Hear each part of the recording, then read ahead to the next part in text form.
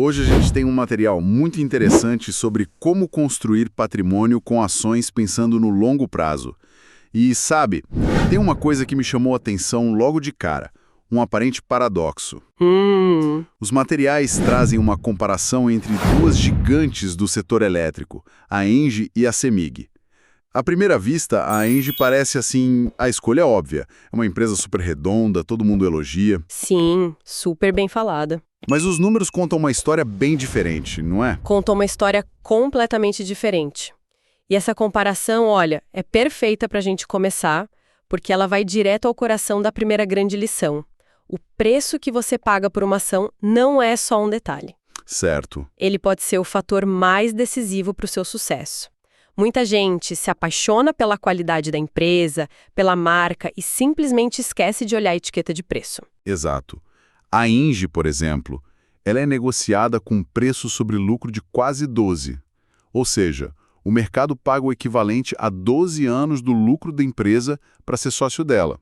É um baita voto de confiança. É muita confiança. Aí você olha a CEMIG e ela tá lá, com preço sobre lucro de 7,6, bem mais baixo. Mas aí vem a dúvida, né? Será que a CEMIG não é barata porque ela é simplesmente pior? Como a gente não cai na armadilha de comprar algo barato que não vale nada? Essa é a questão central. E a resposta está no que os investidores chamam de margem de segurança. Pensa nisso como, sei lá, comprar um produto de R$ 100 por 60. Essa diferença de R$ 40 é a sua proteção. No caso das ações, essa margem te dá 3 vantagens, assim, brutais. A primeira é óbvia, seu dinheiro compra mais. Se a ação custa menos, você adquire uma fatia maior da empresa com o mesmo aporte. Aumenta seu poder de fogo, claro. Exatamente. O segundo ponto é que você cria um potencial de ganho, mesmo que a empresa não faça nada espetacular. Se a CEMIG, que está descontada, simplesmente voltar para o preço que é considerado justo, quem comprou na baixa já embolsa um lucro considerável. Não precisa de nenhuma virada mirabolante. Nenhuma. E o terceiro, que é o meu favorito, é o efeito nos dividendos. O famoso Dividend Yield on Cost. Explica isso melhor. Imagina que as duas empresas decidem distribuir 50% dos lucros. No caso da ENGIE, com uma ação a R$ 30, o dividendo projetado fica em torno de R$ 1,30. Isso dá um retorno, um yield, de uns 4%. É bom. É bom. Mas olha a CEMIG. Com o preço mais baixo, os 70 centavos de dividendo por ação representam um retorno de quase 7% sobre o valor que você pagou. É quase o dobro. Nossa! O seu capital inicial está trabalhando muito mais para você ano após ano. É por isso que o preço que você paga na entrada te abençoa ou te assombra para sempre. Isso é muito claro. Então a lição não é para fugir de empresas excelentes como a ENGIE, mas é para entender que o mercado talvez já tenha colocado todo o otimismo no preço dela. Exato. O dinheiro de verdade, o grande salto patrimonial, parece que está em encontrar uma boa empresa, como a CEMIG, que está arrumando a casa e que o mercado ainda não deu o devido valor. Perfeito. E a mesma lógica se aplica para a comparação que os materiais fazem entre a Itaúsa e a BB Seguridades. Certo. Perfeitamente. Itaúsa é um colosso, uma holding fantástica, ninguém discute isso, mas hoje o preço dela reflete essa qualidade. Está ali perto do valor justo. Já a BB Seguridade, que é outra máquina de gerar caixa no setor de seguros, negocia com um desconto percebido de quase 20%. As duas são excelentes, mas em qual delas o seu dinheiro entra com uma rede de proteção maior e um potencial de retorno mais imediato? A resposta, olhando pelo preço, é a BB Seguridade. Sem dúvida. Ok, a ideia de comprar com desconto está clara. Mas isso me leva de volta à minha desconfiança inicial. Como é que a gente pode ter certeza que a qualidade da CEMIG ou da BB Seguridade é real e não só uma esperança? Como a gente separa o joio do trigo para não comprar uma empresa que está barata porque está de fato indo para o buraco? Ótima pergunta. Porque preço baixo sem qualidade é a receita do desastre. A qualidade, segundo os materiais, não é uma opinião, sabe? Não é sobre gostar do CEO ou da propaganda na TV. Certo. A qualidade está nos números, na história que os balanços contam. É algo que você pode medir. E quais seriam os sinais vitais que a gente deveria olhar? Vamos pegar o exemplo da Sanepar, do setor de saneamento. Se você olha o histórico de receita dela, parece um reloginho suíço, crescendo de forma consistente ano após ano. Mas aqui vem o pulo do gato. O lucro da Sanepar cresce a uma velocidade maior que a receita. Isso te diz uma coisa fundamental: a empresa está se tornando mais eficiente. Entendi. Ela não está só vendendo mais, ela está vendendo melhor, com mais lucro por cada real que entra. Isso é expansão de margem. Isso é qualidade que você pode quantificar. Entendi. Não é só crescimento, é crescimento com qualidade. Exato. O mesmo vale para o Itaú. Na última década, o banco cresceu receita e, ao mesmo tempo, expandiu as margens. E até a CEMIG, que a gente citou. Sim, ela teve problemas lá em 2016. Lembro. Mas se você analisa de lá para cá o que os números mostram, receita crescendo, margens melhorando, custos e dívidas sob controle, é a prova de que a gestão está fazendo o dever de casa. Então, você olha a evolução dos lucros, a gestão da dívida, a empresa é muito alavancada, ela gera caixa ou só tem lucro no papel? São perguntas que os números respondem. E os materiais também sugerem focar em setores mais perenes, né? Bancos, elétricas, saneamento, seguros. Por quê? Pensa nisso como mais uma camada de segurança. Ninguém vai deixar de usar energia elétrica ou precisar de um banco ou de fazer um seguro amanhã. A demanda por esses serviços tende a ser estável e crescente. Traz mais previsibilidade. Exato. Investir por décadas exige previsibilidade. É mais fácil prever como vai estar o setor de saneamento em 2040 do que tentar adivinhar qual vai ser a próxima rede social dominante. Você joga a probabilidade a seu favor. Certo. Então a estratégia é encontrar uma empresa de qualidade num setor sólido e esperar pacientemente por um momento em que o mercado, por qualquer motivo, oferecer ela com bom desconto. Isso me leva a outro ponto que vai na contramão de tudo que a gente ouve por aí. A ideia de que ficar comprando e vendendo, o tal do giro de carteira, é uma péssima ideia. É a armadilha mais comum e mais destrutiva para o investidor. As fontes são enfáticas nisso. Essa dinâmica de comprar na baixa e vender na alta toda hora parece inteligente, mas na prática ela beneficia principalmente os intermediários. A corretora, o governo. A corretora com as taxas, o governo com os impostos. Cada vez que você vende, uma parte do seu lucro fica pelo caminho. O verdadeiro motor da riqueza no mercado de ações não está no ato de comprar ou vender. Está no ato de carregar, de ser dono de boas empresas por muito, muito tempo. Mas o mundo muda tão rápido.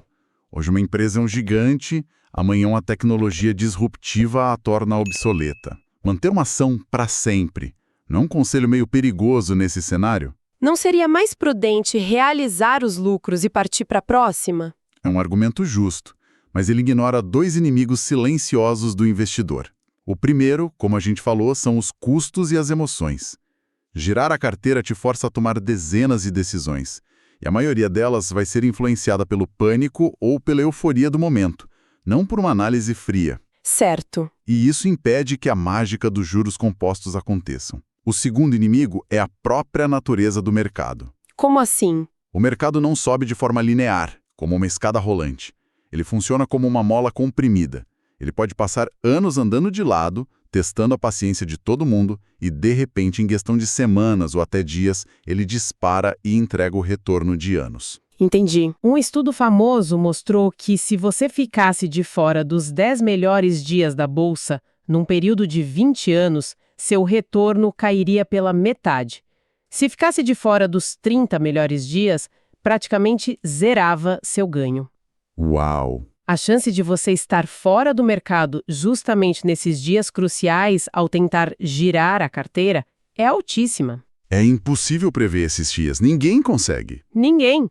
Por isso a pessoa física não ganha no timing, ela ganha no tempo, ganha na paciência. Isso me lembra aquela frase do Warren Buffett, né? Qual delas? Compre apenas algo que você ficaria perfeitamente feliz em ter se o mercado fechasse por 10 anos. E tem outra dele que complementa, que é: se você não está pensando em possuir uma ação por 10 anos, nem pense em possuí-la por 10 minutos. Vindo do cara que mais venceu o mercado no longo prazo, é um conselho que a gente deveria ouvir. Sem dúvida. O carrega é o que separa a especulação do investimento de verdade. E essa ideia da mola que você mencionou é a parte mais difícil, não é? É a prova de fogo da psicologia do investidor. Ver seu dinheiro ali parado ou até caindo por meses, ou anos, enquanto o jornal só fala de outras ações que estão bombando. É uma tortura psicológica. É a hora da verdade. É nesse período de marasmo ou de pânico que o valor é construído. Enquanto a manada está vendendo, entediada ou assustada, o investidor que fez o dever de casa, que entende o valor da empresa que ele possui, aproveita para fazer o contrário. Comprar mais. Comprar mais, a preços ainda mais baixos. É contraintuitivo, mas é o que os exemplos mostram que funciona. E os exemplos dos materiais são muito fortes. Vamos falar da Sanepar de novo. A cotação da ação ficou praticamente de lado por quase 3 anos. Imagina a agonia de quem comprou a R$ 4,00 e viu o tempo passar, o preço não sair do lugar. Exato. Mas quem ignorou a cotação diária e focou nos relatórios trimestrais, viu o que a gente falou. A empresa melhorando, o lucro crescendo, as margens expandindo. Tinha um descolamento ali. Um descolamento claro entre o valor real da companhia e o preço que o mercado estava pagando. E o que aconteceu? Quando o mercado finalmente acordou para essa realidade, a partir de 2024, a mola se soltou. A ação disparou 144%. Nossa! Quem teve paciência foi absurdamente recompensado. E o caso da Itaúsa é ainda mais dramático. A ação passou quase 4 anos em queda, chegou a um ponto em que parou de pagar dividendos e foi publicamente criticada. Foi o fundo do poço, o momento de pessimismo máximo. Exatamente. E onde estavam as melhores oportunidades de compra? Justamente ali, no olho do furacão. Quem teve a coragem de comprar quando ninguém mais queria, quando o sentimento era de medo total, viu um retorno de mais de 100% em cerca de 2 anos e meio. Uau! Esses casos ensinam que o mercado é uma máquina de pesar no longo prazo, mas no curto prazo é uma máquina de votar movida a medo e euforia. A oportunidade não está em prever o voto, mas em confiar na balança. Isso muda a perspectiva. Então, se a gente não deve tentar adivinhar os movimentos do mercado e precisa ter uma paciência de monge para aguentar o efeito mola, o que sobra? É só comprar e rezar para dar certo? É aí que entra a peça final do quebra-cabeça, a consistência. Mais importante do que tentar ser um gênio e acertar o fundo do poço é simplesmente se manter no jogo, aportando regularmente. Certo. E tem um estudo da Economática citado nas fontes que ilustra isso de forma brilhante. Conta mais sobre esse estudo. Eles simularam 3 tipos de investidor ao longo de 24 anos. Todos investiram a mesma quantia, R$ 2.000 por ano, totalizando R$ 48.000. Ok. O primeiro era o investidor gênio, um ser mágico que conseguiu comprar ações todos os anos no exato dia de menor cotação do mercado. O timing perfeito. Ele transformou os R$ 48.000 em R$ 300.000. Um resultado espetacular. Mas impossível na vida real. Impossível. O segundo era o investidor disciplinado. Ele não tentava adivinhar nada. Simplesmente comprava todo ano, no primeiro dia útil, e segurava as ações, sem estresse. O mais simples possível. O resultado dele transformou os 48.000 em R$ 252.000. Chegou muito perto do gênio, com uma estratégia infinitamente mais simples e replicável. Incrível. Ele quase bateu o cara perfeito só com disciplina. E o terceiro investidor? O terceiro era o investidor efeito manada.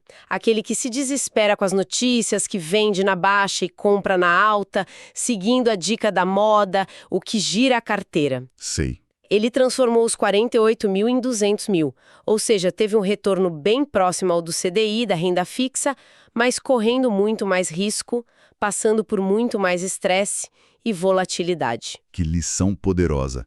A estratégia mais simples e chata não só superou com folga quem tentou ser esperto demais, como quase encostou no investidor com poderes sobrenaturais. Exato. Isso meio que resume tudo, não? Resume perfeitamente.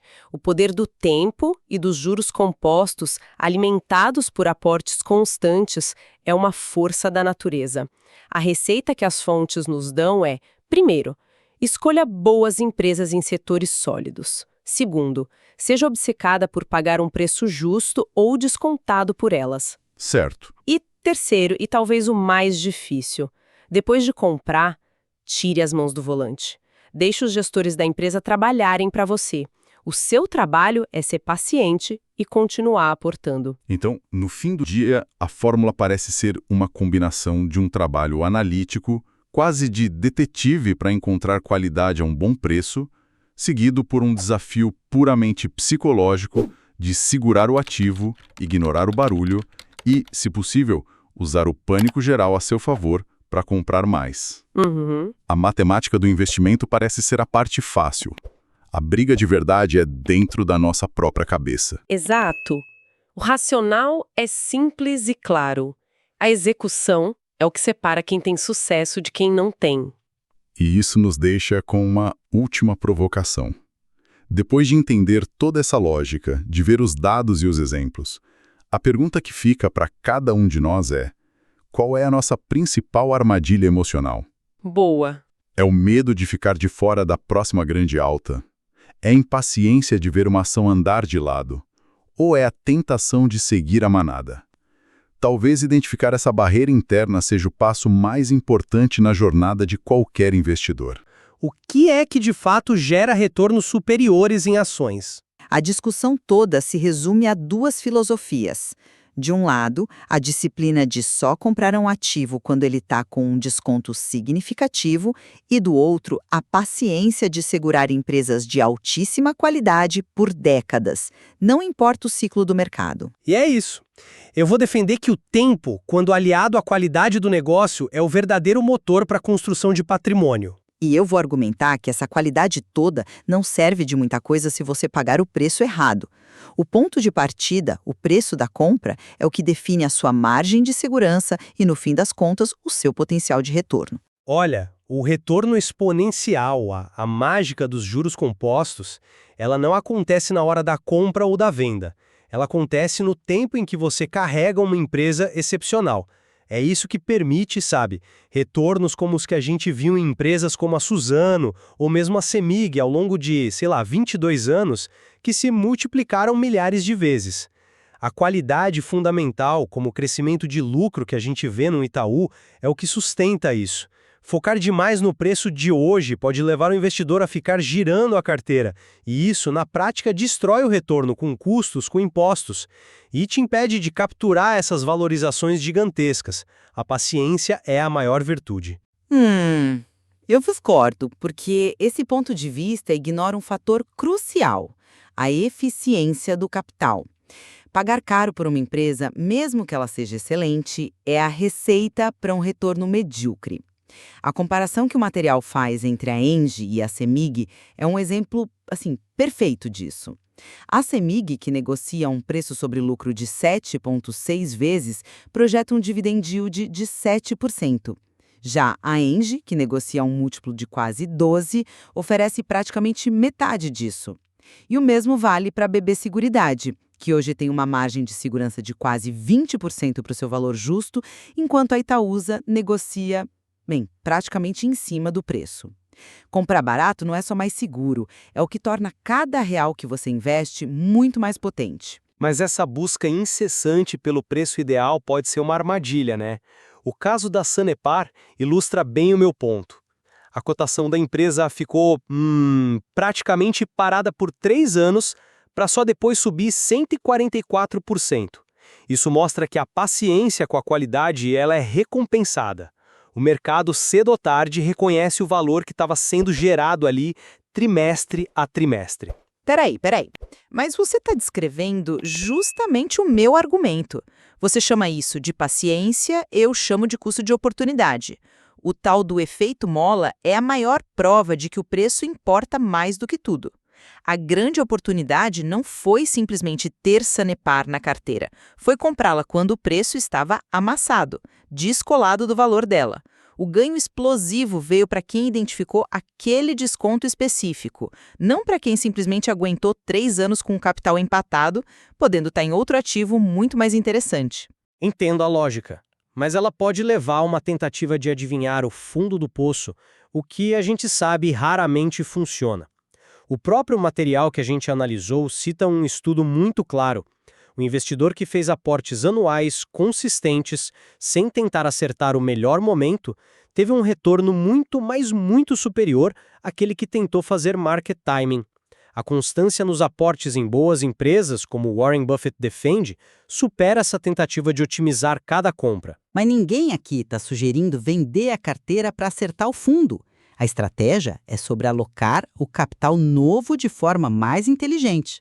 A questão não é girar o patrimônio, é direcionar os novos aportes. Se hoje a BB Seguridade oferece uma relação de risco e retorno muito mais atrativa que a Itaúsa por uma questão de preço, por que eu colocaria meu dinheiro novo numa opção menos eficiente?